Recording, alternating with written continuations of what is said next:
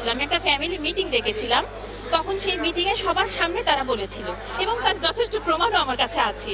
কারণ ভাইয়া বিপদে পড়লেই কিন্তু মানুষ মানুষকে চিনতে পারে, সেজন্য আমি প্রমাণগুলো সযত্নে রেখে দিয়েছি। তো যাই হোক, তো তারপরে আমি ট্রান্সপ্লান্টের জন্য টাকাগুলো অ্যারেঞ্জ করে আমার আত্মীয় স্বজনের সহযোগিতা নিয়ে আমি দিল্লি অ্যাপোলোতে যাই। আমার কাছে মনে হয়েছে ভাইয়া আমি বেস্ট জায়গাটাতেই যাব, কারণ আমার হাজবেন্ডের সাথে আমার যেহেতু যদিও অ্যারেঞ্জ ম্যারেজ, তারপর আমি তাকে ছাড়া আর কিছু ভাবতে পারি না। তো ভেবেছি যাক বেস্ট জায়গায় করব। তারপরে গুগলে ঘেটে দেখলাম না, দিল্লি অ্যাপোলোটা বেস্ট জায়গাই হয়। তো সেখানে গিয়ে ওই যেই ডাক্তার বাংলাদেশে এসেছিল দিল্লি অ্যাপোলোর, ওই ডাক্তারের সাথেই যোগাযোগ করে আমাদের ওখানেই ট্রান্সপ্লান্টটা হয় 2019 সালের অক্টোবরের 26 তারিখে। আল্লাহর রহমতে এবং সকলের দোয়ায় আমাদের ট্রান্সপ্লান্টটা একদম সাকসেসফুল হয়।